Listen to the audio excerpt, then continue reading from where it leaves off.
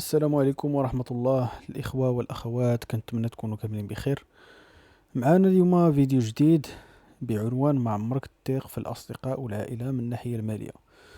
الفيديو في القناة ديال فلوسي. هاد السيد هذا كيدوي عنده مع الفينونس بزاف. غادي نبداو الفيديو على بركة الله، نشوفوا شنو كيقول. كما العادة راه الفيديو مازال ما شفتوش، غادي نشوفه معكم. غنحاولوا نسرعوا الفيديو باش ما ياخذش لينا بزاف ديال الوقت. دوك على بركة الله يبتدئ الفيديو. كون واحد جوج قصص اللي نورمالمون خاصكم تعلموا منهم، ونورمالمون ما ديروش هاد الاخطاء اللي تقدر تخربق لكم الحياه ديالكم من الناحيه الماليه. جوج ديال الاشخاص في جوج ديال المجالات مختلفه، ومع ذلك النتيجه هي هو افلاس لهم بجوج، وتغيير بالنسبه للحياه ديالهم بواحد الشكل غريب اللي يقدروا يرجعوا للصفر. غنبداو بالشخص الاول. واحد السيد كان هضر معايا وكان معول على واحد السيده ديال برا في اوروبا، وكان هو خدام في المغرب، كان خدام موظف. صافي قرروا انه تزوجوا. السيد حبس من الخدمه. من فاش تزوجوا حبس من الخدمه، مازال ما خرجتش ليه فيزا. حبس من الخدمه ولا كيوجد بانه غادي يمشي، وقال الا احتاجيت فلوس غادي نتلف عند الاخوان الاصدقاء الى اخره. صافي انا غادي، انا مزوج، صافي دفع هو الوراق ديالو، مزوج، صافي غادي. هذه فيها شي شويه ديال النقص ديال الاكسبيريونس. وخرج من الوظيفه ديال الدوله، قال لك باش هذا العام هذا بريباري شنو باغي يدير. غادي يمشي يقرا واحد المجال اللي غادي ان شاء الله يخدم به فاش غيمشي لبرا. مجال وكيقرا اللغه. قال لك انا غادي نتفرغ اللغه وغادي نتفرغ المجال نقراه، وكنجمع شي شويه ديال الفليسات، وقال صافي غنبقاو حنا في ديك الخدمه ما عندنا ما نديرو كاع. واصلا ما عجباتوش ديك الخدمه. هذا واحد المشكل كيعاني منه بزاف ديال الناس صراحة. ما كنقدروش على الميلتي تاسكين. خصنا نتعلموا واحد المهارة ديال الميلتي تاسكين. تكون مثلا انت خدام في شي وظيفة، بغيتي دير شي بروجي ولا شي حاجة، ما تخرجش من الوظيفة وتبدا البروجي ديالك. خصك تبدا هذاك البروجي اون باراليل مع الوظيفة ديالك، حتى يبان لك الاستقرار وتبان لك الامور الماديه مزيانه وتشوف السوق كيفاش داير. عاد توكل على الله كيتي الوظيفه ديالك باش تزيد ديفلوبي البروجي ديالك وتمشي فيه بعيد. اما باش تنقز من بلاصه، تحيد من بلاصه وتمشي لواحد البلاصه اخرى وتاخذ واحد لو ريسك، راه صعيبه بزاف، ونسبه النجاح ديالها راه قليله. سيرتو واحد الانسان اللي باغي يبدا في لونتربرونيا ما تكونش عنده ليكسبيريونس وما تيكونش عنده داك السوفل باش يكمل، حيت ضروري غادي يكون ما غاديش تنجح من الدقه الاولى. راه ماشي اي واحد دار بروجي كينجح ليه. كاينين بروجيات كيفشلوا وكتعاود دير شي حاجه اخرى وتعاود تاقلم مع المارشي وتعرف شنو كاين، عاد كتلونسا. اللي عنده داك الحياه زوينه وهداك الشيء مزيان. الانسان يكون عنده امل في الحياه ويكون كيتفائل وهذا، ولكن راه البروجيات ما فيهمش، ما كيتبناوش على التفاؤل، كيتبناو على سوق الشغل. شنو كاين في المارشي، لا كونكورونس، المنافسين ديالك.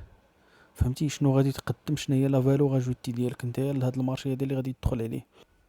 شنو طرا ليه هو ديك السيده تقلبت عليه في اخر دقيقه لاسباب ما. عادي الانسان كيتقلب لاسباب ما. قالت لي ما بقيتش باغا انايا، زعما ما بقيتش باغاك تجي لهنايا، وحسيت به بحال واقيلا باغي يستغلها ولا شي حاجه. المهم ما عرفتش بالضبط شنو وقع بيناتهم، ولكن في النهايه هو اللي تقات. مشات ليه خدمته، طلق، وكاع دوك الفلوس اللي كانوا عنده خسرهم ورجع للصفر، فقط لانه عول على شخص. وهنا غنرجعوا للفكره ديال ما عمرك ما تعول على شي شخص. هذا الاولاني. الثاني، واحد الشخص ساكن في المغرب، خدام اونلاين، ما عندوش كيفاش يحل واحد الكونت في ميريكان. كنظن بعدا في ميريكان، ما عقلتش واش في ميريكان ولا شي دوله اخرى، ما عرفتش كندا ولا ميريكان. المهم خدام كيبيع واحد البرودوي دروب شيبين، وما عندوش كيفاش يدير كونت ميريكاني. قال اجي نتعامل مع واحد السيد كاين برا تما في ميريكان. سو داك اللي في ميريكان هو اللي كيستعمل الكونت ديالو، وهو كيبقى يدير الادز، الاشهارات، وكيخدم وكيصيفط الفلوس. علاش كيدير هذه الطريقه بالضبط؟ شحال من واحد غيقول لي خصو يدير ال ال سي، خصو يدير هذه حيت عنده واحد البرودوي مغربي باش يصيفطو. باش انا اللي فهمت منه هو انه خاصو ضروري كونت بونكير ميريكاني باش يدير هاد لافير هادي. هادشي اللي فهمت منه، انا ما بغيتش نتعمق معاه. سو اني واي دخل مع هاد السيد هذا، دار الكونت ديالو، كيصيفط ليه الفلوس، ثقه من العائله، ما تخافش كذا. والاخر شنو ولا كيدير؟ تخيلوا معايا، حيت بدا البيع كثير، بدا هو كياخذ بالكريدي السلعه، كيتسلف السلعه ما كيخلصهاش، كيصيفطها تباع. علاش؟ باش يماكسيميزي. باش نشرح لكم مزيان، تخيلوا انا عندي فلوس ديال 100 حبه، بعتها خصني نعاود عاوتاني نجبد دوك الفلوس، نعاود نشري 100 حبه، غادي نعاود نبيعها، ونبقاو غادي مدرسين معطلين. شنو الفكره اللي باغي يدير؟ هو يبيع 100 حبه، من يشوف القضيه خدامه ياخذ 1000 حبه ويصيفطها الميريكان ياك ولا كندا، ما عرفتش بالضبط اين بلاد، وغتبقى هي تما في الوير هاوس ديالهم تمايا، وغيبدا يبيعها بشويه بشويه. وهذيك 1000 حبه اللي صيفطها راه مازال ما خلصش مولاها، وداك السيد اللي معاه من العائله كيبيع دوك البرودوي، وحتى من بعد غادي يعطيه الفلوس، والثقه غادا وكتكبر. وحنا غاديين كنكثروا من ناحيه ديال العدد ديال البرودويات اللي كياخذ هو وكيبدا يصيفط الى اخره، وغادا القضيه بحال هكا. من بعد واحد النهار داك السيد تبدل عليه، حكا ما حكا، راه جاتني الضريبه وجاتني ضريبه مرتفعه خصني نخلصها، وهادشي ما خدامش الى اخره. بالعربيه دا ليه فلوس، ما بقاش كيجاوبو، قطع عليه التليفون. الاخر عنده تقريبا نقدروا نقولوا شي 10000 برودوي اللي خدا مازال ما مخلصش وخاصو يخلصوا، وهو كان غادي وكي اكسيليري من ناحيه ديال البرودويات لانه كيشوف البيع خدام. وفي الاخر جابها في راسو من ناحيه ديال الكريدي، ما عندوش باش يخلص هاد الناس، الاخر دا ليه فلوس، وهادشي كامل فقط لان كاين واحد الثقه زائده. الانسان ما كيديرش اداره المخاطر مع الاشخاص، ما كاين حتى شي حاجه. هذا شحال من واحد كنقولها ليه ما كتجي غريبه، انا راه ما كنتيقش في راسي، انا في راسي ما كنتيقش من الناحيه الماليه. شنو كنقصد بها؟ نقدر في اي وقيته نغلط، تقدر في اي هاد لو تيرم هذا اللي استعمل راه مهم بزاف نفهمو. الثقه، حنا دابا فاش كندويو على الثقه ما كنقولوش واش انت خايب ولا زوين، كندويو على الثقه في الموضوع ديال المال، الثقه الماليه.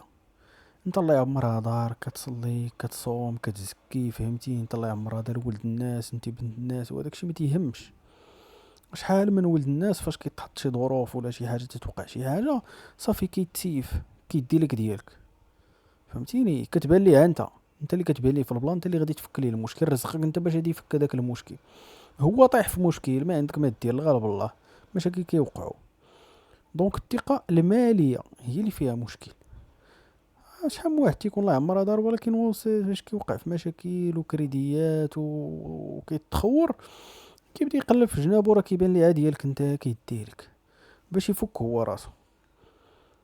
هنا فين كيبان المعدن ديال بنادم، باللي راه بنادم في طبيعته فاش كيتحط في ظروف خايبه كيولي خايب. بحال اللي تفرج في هذاك المسلسل ديال سكويد جيم، سيرتو الجزء الاول، تيعالج هاد القضيه هادي، كيبين لك باللي الانسان واخا يا ما يدير الخير وفهمتي يبغي يبان زوين وداك الشيء كامل، ولكن فاش كيتحط في الظروف كيولي خاصو يختار بين راسو وانت، كيختار راسو، ما غاديش يختارك انت، غيضحي بك انت باش يبقى هو. وقيته طرا ليا شي حاجه، من غير ان هاد جوج الناس هادو خواو بهم وضاعوا ماديا لانه رجعوا للصفر، واحد مشى خدمته وواحد ولا عنده كريدي. من ناحيه حتى ديالك انت كشخص، راه تقدر انت توقع لك شي حاجه في الصحه ديالك.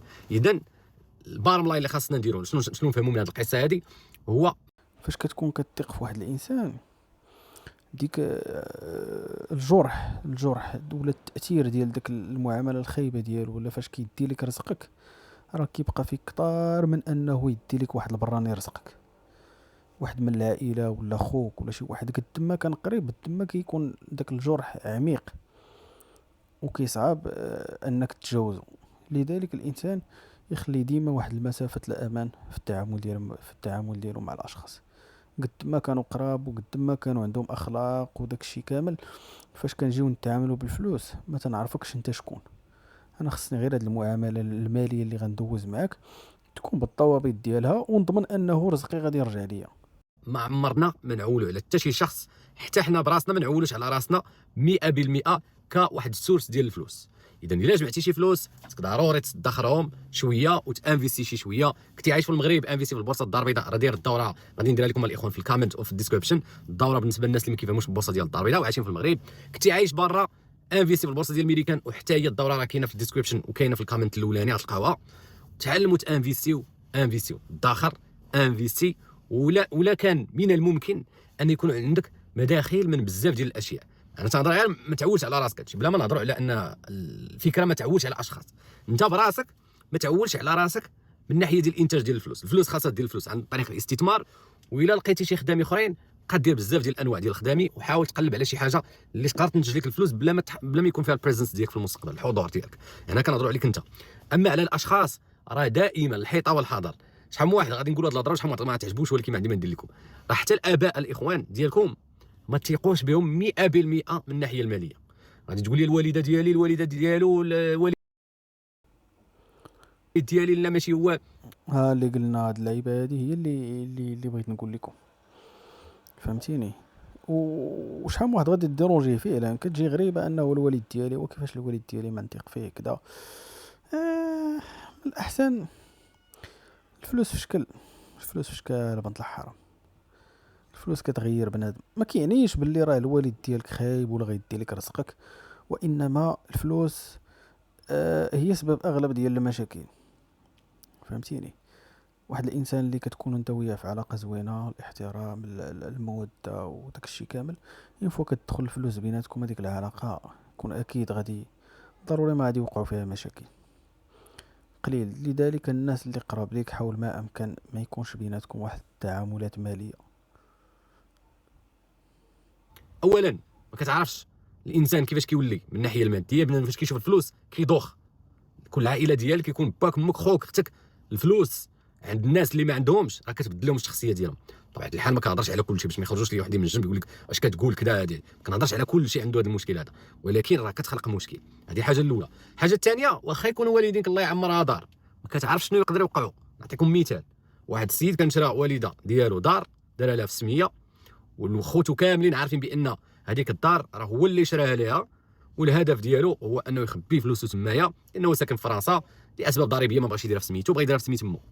ماتت الوالده، كلشي باغي يورد، وهما عارفينه بانه هو اللي شرا الدار. ولكن فاش كتجي الفلوس كيخرج الشيطان وكيخرجوا شي حوايج ما عمرك كنتي كتخيلهم. توفات الوالده، كلشي باغي الفلوس، وهذا راه هو اللي شرا الدار. لهذا ما تحطوش راسكم في موقف ديال تجارب. لا الوالده ديالي ما سميتو، الوالد ديالي، خويا، لا اختي. ما تحط راسك في هذا الموقف هذا. ديما استعمل اداره المخاطر مع الاشخاص، مع راسك، ومع حتى اشياء اخرى. اخواني عجبكم هذا الفيديو بارطاجيو، تنساوش ديروا كومنت، لايك، راكم عارفين. ولا بغيتو نهضروا شي موضوع، فيديو جميل، كيبان لي فيديو زوين فيه واحد الفائده كبيره. كما شفنا في الفيديو، الثقه الزائده كتجيب المشاكل. من الاحسن الانسان في التعاملات الماليه يعطي اتساع العائله ديالو والناس اللي قرب ليه.